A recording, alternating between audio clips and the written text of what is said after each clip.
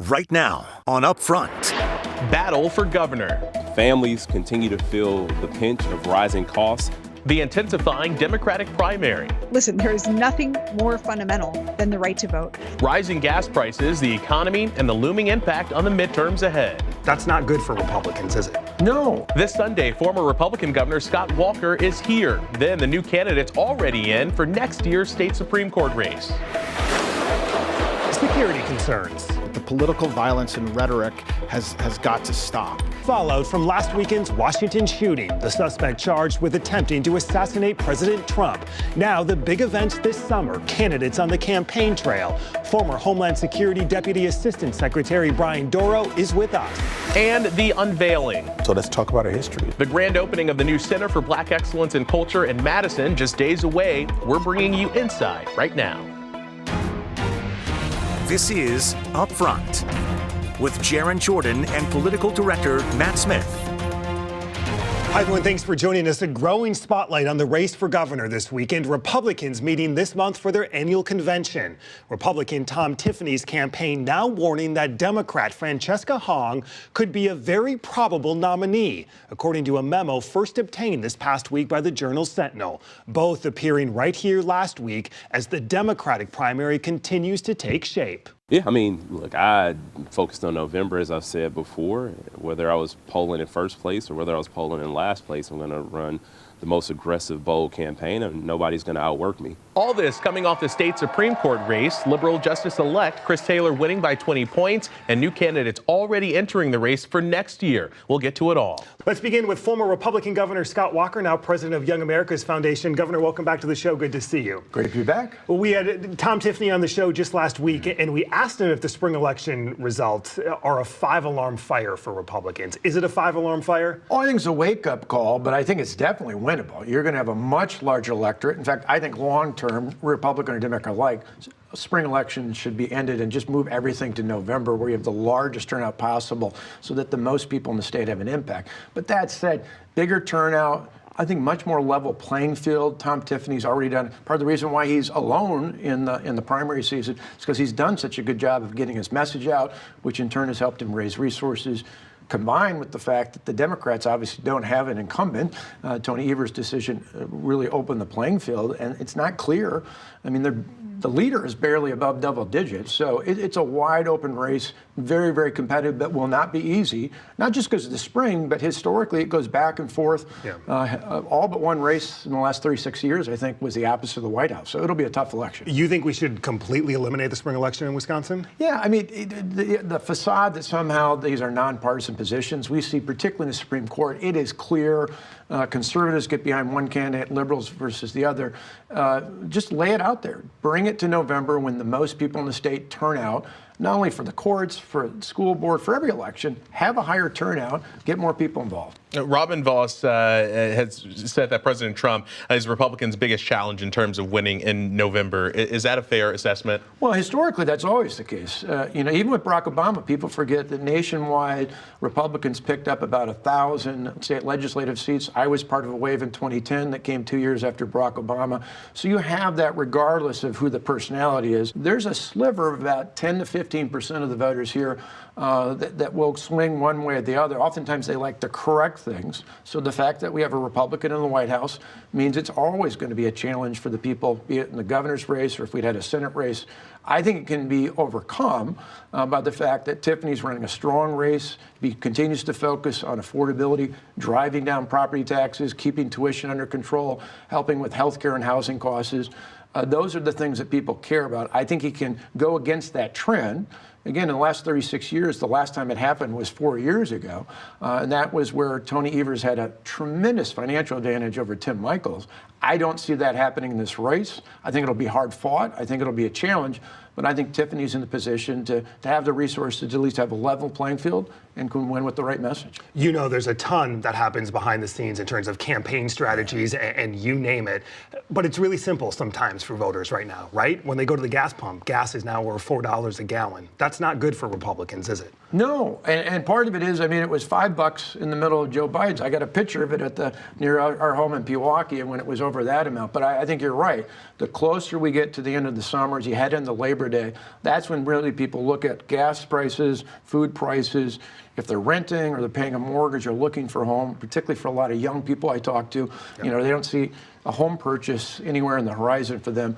Those are the sorts of things that not only have to change, but particularly for Tiffany and for the other candidates on the Democrat side, is they've got to talk about real solutions. I want to ask you about young voters, which you work with directly. Is there a scenario where there could be some conservative or moderate young voters who may be kind of sick of everyone and see a Francesca Hogg in the race for governor and somehow be attracted to what is kind of an unconventional campaign? Absolutely. Young voters, like swing voters here in Wisconsin, I was just saying this the other day on CNN, are a wild card. They don't, historically, in the last few years, we've seen they don't lean hard one way or lean hard the other. In fact, when we do surveys of college students at Young America's Foundation, interestingly enough, we found, not shockingly, there's more liberals than conservatives, but you know what the number one answer is amongst college students? Moderate. I think that's telling to me they look at the really radical students on campus and say, that's not me, I'm not that. But they're not certain that they're necessarily conservative, so they say they're moderate. What they appreciate, regardless of party more than anything, is authenticity and fairness.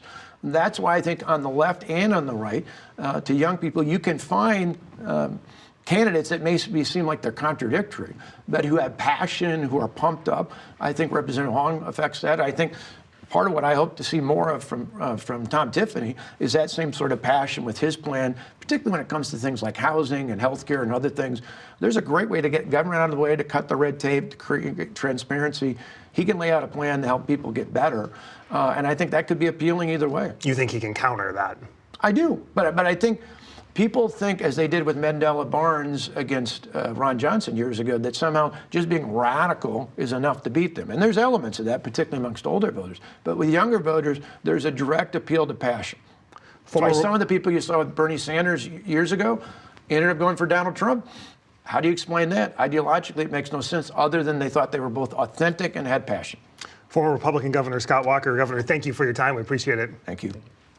As we mentioned, 2 liberal-backed candidates are already in for next year's state Supreme Court race. Appeals Court Judge Pedro Colon entering this past week, already endorsed by Justice-elect Chris Taylor. He joins Clark County Judge Lindsey Brunette. We talked with both this past week. These days, labels are quickly put on candidates, especially for the Supreme Court. What do you think when people will describe you as one of the liberal candidates ahead of the race? Well, you know, I think, first of all, we are a progressive state, not because I'm telling you so. We are a progressive state because our Constitution is progressive. And the justices of the Supreme Court are the firewall where there's overreach by other branches of government, whether that be in elections, whether that be in voting, whether that be police powers coming with administrative warrants that have never gone before a judge or a neutral. And so there are all these rights that are embedded into our daily existence. The stakes of this race will be different than the most recent race, definitely more different than the 2 races before that. How would you describe the stakes of what will be this upcoming race? Well, I think, you know, every race to the Supreme Court is supremely important. It's 7 votes. It takes 4 to make a majority, and we have to decide all of these issues that are coming at us very quickly and are going to define us not only as we make those decisions that are coming before us around gerrymandering, around voting rights, around abortion, around the Fourth Amendment increasingly being subjected to technological issues. All those things are going to come, and I want to be part of that discussion. I don't write decisions for the Supreme Court, or even for the Court of Appeals. I still have to convince 3 people to come along, or 2 out of the 3 to come along. In the Supreme Court, I'll have to convince 4. The stakes will be a little different in this Supreme Court race than we've seen in previous years. How would you describe the stakes in this upcoming election? I think the stakes are still high. We have a majority that has now been secured, but it's not that long ago in our history that balance was at risk. And when that balance was at risk, we saw some very scary challenges to our our democracy. We saw an election that hung in the balance by one vote. So we need to continue to build that majority so we have that security in those systems and the protection to those citizens of Wisconsin. We saw Justice-elect Chris Taylor already endorse Pedro Colon in this race. Is that a significant endorsement? I think that Judge Colon has worked really hard as a legislator for many years, and he'll have friends that are going to come out and support him. And I'm just happy to focus on me as a candidate and the reasons why my endorsements matter as well and why I've worked really hard for them. They reflect on my career as a prosecutor and the things that I did as a prosecutor. I worked every day. I went into court every day. I worked cases every day that stood up for those vulnerable populations and protected those people's rights. And I've been a judge now since 2018 in the circuit court. My entire career has been in the court system. I think that's a primary focus of why I'm the best candidate. What do you see as some of the big issues that could come before the court in the next couple of years? I anticipate we will continue to see attacks on our democracy. We are going to continue to have to fight for those rights of people to vote in our elections. We have to continue to find representation that is also fair and balanced across the state of Wisconsin. And we'll see healthcare rights and challenges to those at the forefront as well.